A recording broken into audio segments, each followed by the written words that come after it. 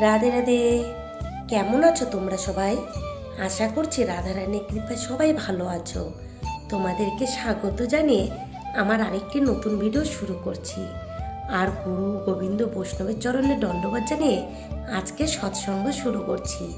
আর এই সৎসঙ্গে তোমরা সকলে পাশে থেকো আর এই সৎসঙ্গে যোগদান করো। রাধে রাধে। সকল সাধুগুরু বৈষ্ণবের চরণে দণ্ডবাদ জানিয়ে আজকে সৎসঙ্গ শুরু করছি। আর আমরা সৎসঙ্গ শুরু করার আগে একটু হরিনাম করে নেব। হরে কৃষ্ণ কৃষ্ণ কৃষ্ণ হরে হরে, হরে রাম রাম রাম হরে হরে। শ্রীমদ্ ভগবদ গীতা যথাযথ প্রথম অধ্যায় বিষাদ যোগ। আজ আমরা শ্রবণ করব শ্লোক 32 থেকে 35। কিং ন রাজ্যেন গোবিন্দ কিং ভোগে জীবিতং বা যে সামর্থ্যে কাঙ্ক্ষিতং ন রাজ্যং ভোগা সুখানি চ ত ইমেহ বস্তিতা যুদ্ধে পানাং ততা ধনানি চ আচার্য পিতর পুত্রস্তথৈব চ পিতামহা মাতুলা শ্বশুরা পুত্রাশালা সম্বন্ধিনস্তথা এতন্ন হন্তুমিচ্ছামি ন তাও হোপি মধুসূদন ওপি তৈলক্য রাজস্ব হেতো কিং নো মহিকৃতে নিহত ধাত্র রাষ্ট্রান্নকা প্রীতি সজ্জ নার্দন। বাংলা শ্লোক। যাদের লাগিয়া চাহি সুখ ভোগ শান্তি, তারাই এসেছে হেতা দিতেছে অশান্তি। ধন প্রাণ সব ত্যাজি মরিবার তরে, সবাই এসেছে হেতা কে জি কে মরে। এসেছে আচার্য পূজ্য পিতারও সমান, সঙ্গে আছে পিতামহ আর পুত্রগণ। মাতুল শ্বশুর পুত্র কত যে কহিব, শালা আর সম্বন্ধী সবাই মরিব। আমি মরি ক্ষতি নাই, এরা যদি মরে, এদের মরিতে শক্তি নাই দেখিবারে। ত্রিভুবন রাজ্য যদি পাইব জিনিয়া, তথাপি না লই তাহা এদেরও মারিয়া। ধাত্র রাষ্ট্রগণে মারি কিবা প্রীতি হবে, জনার্দন তুমি কৃষ্ণ আপনি কহিবে। অনুবাদ। হে গোবিন্দ, যাদের জন্য রাজ্য ও সুখভোগের কামনা, তারা সকলেই যখন দেখছি এই রণক্ষেত্রে আজ উপস্থিত, তখন আমাদের রাজ্যে কি প্রয়োজন? সুখ ভোগ বা জীবন ধারণেরই বা কি প্রয়োজন?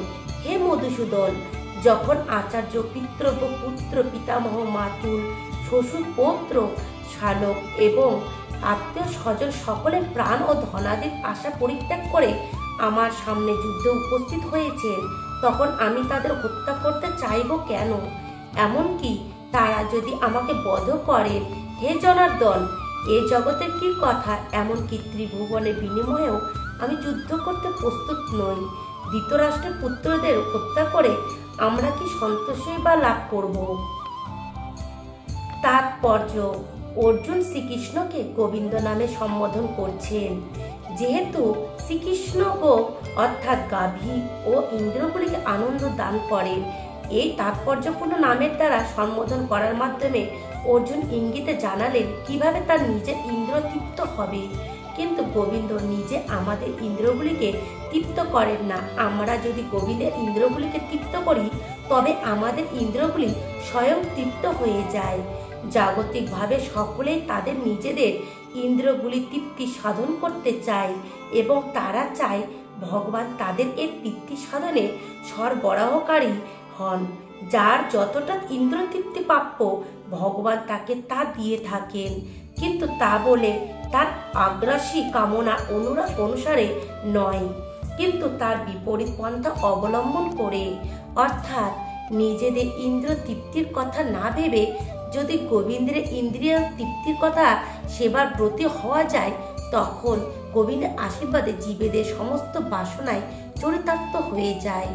সমাজ ও পরিবারের প্রতি অর্জুনের গভীর মমতা কিছুটা তাদের প্রতি তার স্বাভাবিক করুণার প্রকাশ। তাই তিনি যুদ্ধ করতে নারাজ।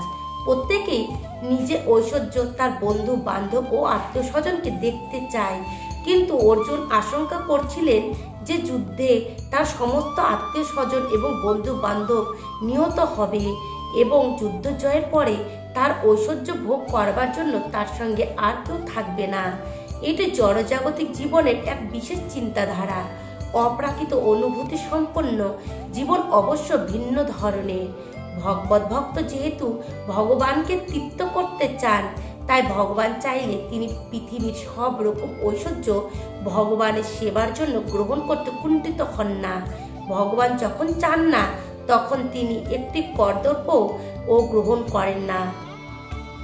অর্জুন সেই যুদ্ধে তার আত্মীয় স্বজনদের হত্যা করতে চাননি, এবং তাদের হত্যা করাটা যদি একান্ত প্রয়োজন ছিল, তবে তিনি চেয়েছিলেন শ্রীকৃষ্ণ স্বয়ং তাদের বিনাশ করুন। তখনও অবশ্য তিনি জানতেন না যে যুদ্ধক্ষেত্রে আসার পূর্বে ভগবান শ্রীকৃষ্ণের ইচ্ছায় তারা সকলে হত হয়েছিল, এবং শ্রীকৃষ্ণের সেই ইচ্ছাকে রূপ দেবার জন্য তিনি ছিলেন কেবল একটি উপলক্ষ মাত্র। পরবর্তী অধ্যায়গুলিতে এই বিষয়টি উন্মোচিত হয়েছে। ভগবানের শুদ্ধ ভক্তরূপে অর্জুনের কোনো ইচ্ছাই ছিল না তার দুর্বৃত্ত জ্ঞাতি ভ্রাতাদের উপর প্রতিশোধ নেবার, কিন্তু এটি ভগবানের পরিকল্পনা ছিল যে তারা সকলে বিনাশপ্রাপ্ত হোক। ভগবানের ভক্ত কখনো অন্যায় আচরণকারী কারো প্রতি প্রতিহিংসা পরায়ণ হন না, কিন্তু ভগবানের ভক্তকে যে আঘাত দেয়, ভগবান কখনো সেই দুর্বৃত্তের অপরাধ সহ্য করেন না।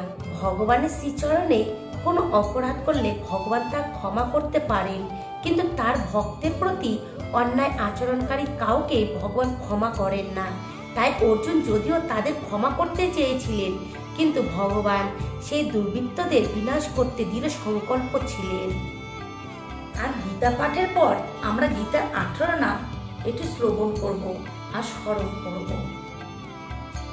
গঙ্গা, গীতা, সাবিত্রী, সীতা, সত্য, পতিব্রতা, ব্রহ্মবলি, ব্রহ্মবিদ্যা, ত্রিশূন্য মুক্তি গেহিনী, অদ্র মাত্রা, চিদানন্দা, ভগ্নি, ভান্তি নাশিনী, বেদত্রয়ী, পরানন্দা, তদত্ত জ্ঞান মঞ্জুরি। এই অন্য নামাবলী নিত্য স্থিরচিত্ত জবে যে নিত্য জ্ঞান সিদ্ধি অন্তে মুখ্যপদ পাইছে। আজকের গীতা পাঠ আমি এখানে বিশ্রাম রাখছি। সাধু সঙ্গ সর্বশাস্ত্রে কয়, লবমাত্র সাধু সঙ্গ সর্বসিদ্ধি হয়। এই মতো সাধু সঙ্গ করুন আর কৃষ্ণ কথা শ্রবণ করুন, আর বদন ভরে হরি হরি বলুন। হরি বল, হরি বল, হরি বল। আমার এই গীতা পাঠে যদি কোনো ভুল ত্রুটি হয়, কোনো রসবাস হয়ে থাকে, কৃপা করে জ্ঞানীগণ, বৈষ্ণবগণ, সাধুগণ, ভক্তগণ সকলে ক্ষমা মার্জনা করবেন। আজকের সৎসঙ্গ এখানে বিশ্রাম রাখছি।